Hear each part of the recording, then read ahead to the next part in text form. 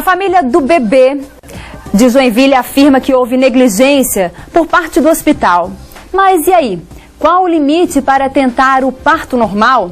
Quais os critérios devem ser levados em conta, tanto para o parto natural quanto para a cesariana?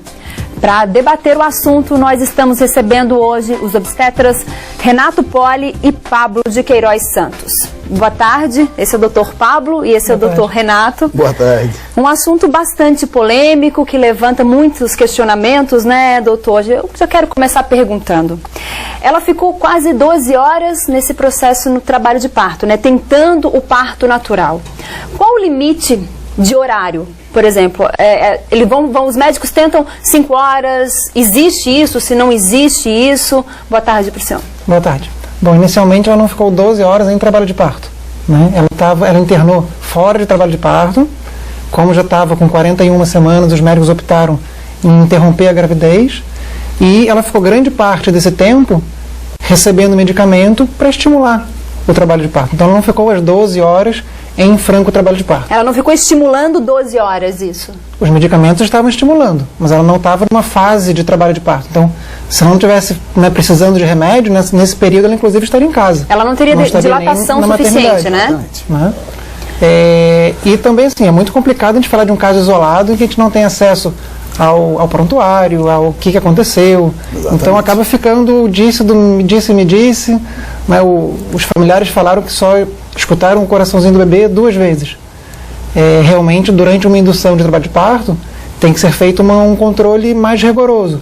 Mas será que realmente foram só 2 vezes que foram escutados? Então, a análise do prontuário dela, isso tudo que faz parte da investigação. É claro que isso é um caso específico, né, doutor? A gente não pode... Vocês têm que ter acesso a esse laudo. Exatamente. O laudo e principalmente o documento mais importante, que é o partograma, né? Como o Pablo falou, com certeza, nesse partograma vão estar registrados os dados do batimento cardiofetal, da pressão arterial da mãe, como é que estão indo as contrações, como é que estão acontecendo, o ritmo, a frequência, né? A intensidade. Para o telespectador entender, o partograma seria a ficha. É a ficha onde se registram os dados que estão acontecendo na evolução do trabalho de parto. Bom, ela entrou no hospital, né? Não vamos diretamente a esse caso, vamos a tantos outros casos. A mulher quer ter parto normal nesse caso, certo? Ela se programa para que isso aconteça. Dá a entrada na maternidade. Não tem dilatação suficiente. Quando que isso é constatado? Depois de 5 horas, depois de 3 horas? Vamos dizer assim, ó, o trabalho de parto, ele tem 2 fases principais, né? Vamos dizer assim, a primeira parte seria a parte latente, quando o início do trabalho de parto, né, Pablo? Ele não é muito sintomático, a mãe ainda não sente muita diferença no seu corpo, sabe que alguma coisa estranha está acontecendo, e isso leva a um apagamento, como se chama, do colo uterino e um início de uma dilatação. Então, quando ela chegar nos 3, 4 centímetros, e esse período de latência pode levar em média 12 horas. E ainda não são contrações efetivas que estejam mexendo com a dilatação, nem fazendo a progressão do neném para a saída da via de parto. Mas aí começamos uma fase ativa, como se chama. Então, 4 centímetros para frente, as contrações começam a ser mais frequentes e mais dolorosas. A mãe começa a perceber. Então, aí é a hora que ela realmente chega na maternidade e é a hora que tem mais 12 horas. Se nós levarmos em conta uma média... Esse é o tempo limite? Não seria bem o limite, que tudo é um conjunto de sintomas, de sinais que estejam evoluindo. Esse limite, ele vem sendo cada vez mais alargado. Né? Exato. Os estudos iniciais foram feitos na década de 50 com relação ao tempo previsto por um trabalho de parto. Era uma população diferente, era uma abordagem obstétrica diferente, e os estudos mais recentes mostram que a partir do momento que você tem garantia de vitalidade materna e de vitalidade fetal, esse limite ele é extremamente longo. Não é algo de 6 horas nem de 10 horas. Ele pode até levar um pouco mais, desde que esteja garantida que a mãe esteja bem, que a mãe esteja saudável, e que o bebê esteja bem, que o bebê esteja saudável. Então, os dois estando saudável, esse tempo, não existe um tempo, tem que nascer em 6 horas. 12 horas, 10 horas. Não é algo tão... Tudo vai ver a evolução, como é que está evoluindo. Agora, por exemplo, o peso da criança influencia na hora do parto normal? Existe a proporcionalidade, né? Se é um bebê desproporcional à bacia da mãe, ao tamanho da mãe, às condições físicas da mãe, é de se pensar na via de acesso, né? Porque nesse caso a criança tinha 3,9 kg, né? 900 gramas. A partir de que peso que se pode, ou é de acordo com o que realmente a mãe suporta? Suporta, a bacia da mãe, a proporcionalidade da mãe, né? Tem partos normais de criança de 4,8 kg, 5 kg, então quer dizer que às vezes até são partos fáceis. Fáceis, tem até outros fáceis. partos de bebês de 3,5 kg e que o bebê não nasce. Exatamente. Então você tem que ter uma proporcionalidade do tamanho do bebê e da bacia, da estrutura materna. Mas como é que se chega a isso, doutora? É isso que todo mundo se questiona. Como se chega a uma situação de que a criança vai se enforcar com o próprio cordão umbilical? Isso às vezes é detectado no exame de ultrassonografia, né? O exame por último, assim, no final, perto da entrada do trabalho. Mas na hora que está no hospital, na não hora que está no trabalha de hospital é difícil, não temos condições. O nosso hospital, por exemplo, eu saí da maternidade do regional, tem 3 anos que eu estou aposentado. Tem ultrassom, mas tem ultrassom lá embaixo, não tem um ultrassom disponível na sala de parto. Isso seria o padrão ouro. Seria o ideal. O ideal. Um ultrassom dentro da sala de parto, um cardiotocografia, que é a grafia dos batimentos cardiofetais, controlado com a pressão, com a contração uterina, como é que aquele coração daquele neném dentro da barriga reage. Então são dados que, numa cabeceira de cama de uma parturiente, nos dá muita segurança e continuar conduzindo aquele trabalho de parto. Mas isso falta nos hospitais. Agora a gente teve a informação de que esse hospital onde foi feito esse parto da mãe, ele era um hospital referência. Referência, mas será que tem isso tudo? O cordão enrolado no pescoço, inclusive, é um grande medo que as mulheres têm ao enfrentar um trabalho de parto. Mas em nenhum momento, nunca, ele foi uma contraindicação ao parto normal. Tem vários bebês, inclusive é um fato muito frequente nos trabalhos de parto, os bebês estarem com cordão em volta do pescoço. Agora, isso não traz um prejuízo para o bebê. Como é que a gente avalia isso? Isso não leva à morte? Não. Até como que a gente avalia desse dado, como que a gente avalia? Evita hoje dizer em ultrassom, por exemplo, ter uma circular de cordão, porque aí entra todo mundo em pânico e já optam por cesariana, a família vem pedindo, eu quero uma cesariana, porque eu não quero que meu neném morra dentro do útero. Então, quer dizer, são coisas que não tem consistência esse dado, entendeu? E, digamos assim, vamos pensar num caso raro, que é uma circular, ou mais de uma circular e um cordão muito curto, que ele ficaria então com fluxo diminuído durante o trabalho de parto. Como que a gente detecta isso sem ultrassom? Escutando o batimento cardíaco fetal. Então essa ausculta durante o trabalho de parto, estando normal, que nos dá muita segurança de continuar aguardando o parto normal. Se em algum momento, né, esse bebê está demonstrando que não, ele não aguenta mais, ele precisa nascer agora, né, e esse bebê ainda está longe de nascer, acabou a conversa. Mas essa escuta é um procedimento normal num parto natural. É um procedimento padrão de qualquer trabalho de parto, que todo bebê tem que ser auscultado de 30 em 30 minutos. O que eles relatam nesse caso, por exemplo, é que foi escutado o coração do neném durante 2 vezes. Eu não posso afirmar isso, se é verdade esse dado, ou ele viu 2 vezes, né? Até que ponto isso é verdade, que só ele tenha presenciado isso e em outras vezes ele não estivesse presente. E muitas vezes também eu sei que o pessoal da enfermagem faz a ausculta e pode até deixar de registrar, são coisas que acontecem num corre-corre, num dia a dia de uma maternidade, com 5, 6 pacientes em trabalho de parto, a gente sabe que às vezes pode acontecer isso. Se escuta, mas se esquece de botar, de anotar o dado, entendeu? Então são casos, são dados. Mas geralmente, doutor, é uma coisa que traz curiosidade, até conheço outros casos que aconteceu dessa maneira. Em maternidades públicas, eles induzem a situação do parto normal, né? Apesar da mãe às vezes ficar sofrendo naquela situação.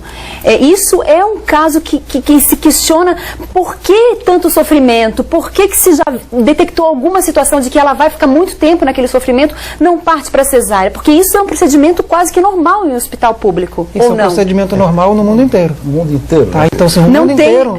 Desde que o mundo é mundo, é parto normal. O mundo inteiro estimula o parto normal. Não, mas se eu, por exemplo, for numa Brasil, clínica particular, por exemplo, vou numa clínica... Deixa eu só terminar o pensamento. Então, no mundo inteiro se estimula o trabalho de parto. Por quê? Porque os trabalhos demonstram que se você faz cesariana demasiadamente, se você faz um grande número de cesarianas, você está aumentando o risco para a mãe e para o bebê. Se você deixa de fazer cesarianas, você também está aumentando o risco para a mãe e para o bebê. Então, existe um limite, um número, que seria um número bom e adequado de cesarianas necessárias. Quanto que é esse número, em média? De 15% a 20%. Então, se você tem um número de cesarianas exagerado, você está causando muito prejuízo para mães e para bebês. E se você não tem cesariana, por exemplo, agora eu acabei de voltar de Angola, na África, fui dar um curso de emergência. Lá, os médicos falam, Pablo, tem dias que a gente quer fazer cesariana e não tem como. E a gente perde bebês porque não tem como fazer cesariana. Então, nesses locais, se você conseguir aumentar o número de cesarianas, vai ser uma coisa muito boa. Coisa positiva, mas eu quero que fique claro, telespectador, que eu não sou contra o parto normal de maneira alguma. A única coisa que eu quis questionar isso é com relação justamente ao sofrimento numa situação como essa. O estímulo e manter isso. Sofrimento é assim, né? É uma coisa, vamos dizer assim, duvidosa. Não é duvidosa a palavra, talvez não seja essa. Mas tu vê a tua filha em trabalho de parto, né? Dá uma contração, dá 2, dá 3, daqui a pouco aquilo já vai para 10, para 15, e a tua filha começa a te olhar e começa a desesperar. Aí não só a filha, mas a mãe, o acompanhante, seja lá quem for, começa a dizer, doutor, tira esse sofrimento dessa minha filha, tira esse sofrimento. Daqui, primeiro é um pedido calmo, depois começa a ser mais agressivo.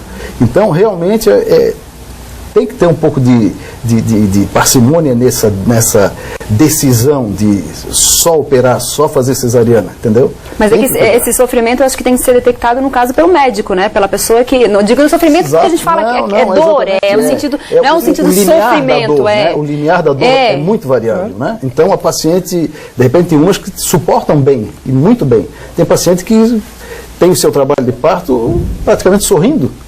E tem outras que se desesperam. E existem maneiras de contornar essa dor. Tem métodos não farmacológicos, tem métodos farmacológicos, analgesia de parto. Então existem maneiras de minimizar essa dor, ou em alguns momentos até tirar essa dor, e continuando incentivando o trabalho de parto. E a gente sabe dos benefícios também que o parto normal tem, né? Principalmente para a mulher, para a criança. Recuperação, tudo isso. É um ponto positivo, né? O que a gente questiona aqui são procedimentos médicos que às vezes a gente quer leiga, está de longe, não consegue observar isso. Acontece essas zebras que a gente chama, porque também assim, estava tudo bem, eu não estou falando do caso específico, de repente estava evoluindo tudo bem, mas na hora de nascer, o neném nasce morto. Quem garante vai ser a necrópsia que vai ser feita se essa criança não vinha com problema cardíaco intraútero? Quem é que pode me afirmar que não ou que sim? Só depois de se examinar. Então, são dados que têm que ser considerados, né? É porque todas as questões que a gente acabou abordando com vocês aqui foram coisas que a própria família trouxe, né? Exato. Declarações que eles falam, relatos, e a gente também não teve acesso ao laudo, não sabe de que maneira foi feito exagero de todos os lados não dá certo. Se você exagerar para um lado e querer fazer cesariana para todo mundo, você vai ter muitos problemas. Se você exagerar para outro lado e dizer que todo bebê tem que nascer de parto normal, você também vai ter um monte de problema. Então, tem que ter um meio termo. Um equilíbrio. Um equilíbrio, claro. Sabe dos benefícios tanto de um quanto do outro, né, na hora da situação. Bom senso acima de tudo. O bom senso acima de tudo. Eu acho que é isso que a gente está questionando aqui. Vamos falar rapidamente assim, a gente falou dos benefícios do parto normal, eu queria que de repente ressaltasse isso, para que ficasse bem claro, e também o que a gente pode trazer da cesariana aqui, que no caso também é um outro procedimento, né, tem os riscos normais que toda cirurgia tem, mas que também pode ter o seu lado bom dessa história, né? O que seria o parto normal? Daí a gente fica com a cesárea ele com o parto, pode dizer? É isso assim, não. É só porque um está do lado, outro está do outro. Então, assim, não. O parto normal tem um benefício para a mulher de ser um processo fisiológico, então ela não vai ter uma cirurgia, então ela foge de todas as complicações de um ato cirúrgico, como complicações infecciosas, mau sangramento, lesão de órgãos abdominais. Pensando numa gravidez futura, ela tendo tido um parto normal na primeira, ela tem uma gravidez mais segura e com menos complicações também na segunda gravidez. A recuperação dela é mais rápida, então ela tem um retorno às suas atividades diárias de maneira muito mais precoce. Se lembrando que depois do parto, ela tem um bebê para cuidar. Você começar a cuidar desse bebê e junto se recuperar de uma cirurgia, também já é algo mais complicado. Num parto normal, né, pensando para o bebê, ele vai começando a se preparar para nascer. Então ele começa a absorver líquido do pulmão, ele já vai tendo um estresse que vai fazendo uma absorção desse líquido do pulmão. Quando ele nasce, ele está mais preparado para respirar aqui do lado de fora, do que se a gente vai lá e abre a barriga e tira ele numa cesariana. Ele tem contato com bactérias da vagina, que já começa, o alicerce da formação do sistema imunológico dele. Então, tem vários trabalhos mostrando que, para o futuro, O sistema imunológico desse bebê ele é um pouco diferenciado daquele que nasceu de uma cesariana agendada. Agora, doutor Renato, vamos reformular essa pergunta, né, para que o senhor não fique tão no sentido de Cesarista, no sentido de que o que a gente pode o parto normal ele tem todos os benefícios, sim, mas isso depende do paciente, por isso que a cesariana existe. Exatamente, depende como esse trabalho de parto se faz, não é? Tu perguntasse ainda há pouco a questão do tamanho do neném em relação à mãe, depende das condições desse parto, depende da evolução, claro, das condições que esse neném está dentro, claro que tem as vantagens todas da recuperação, da contaminação, de tudo que passa, que a gente sabe que o parto normal, o normal é ter normal. Já começa por aí a conversa.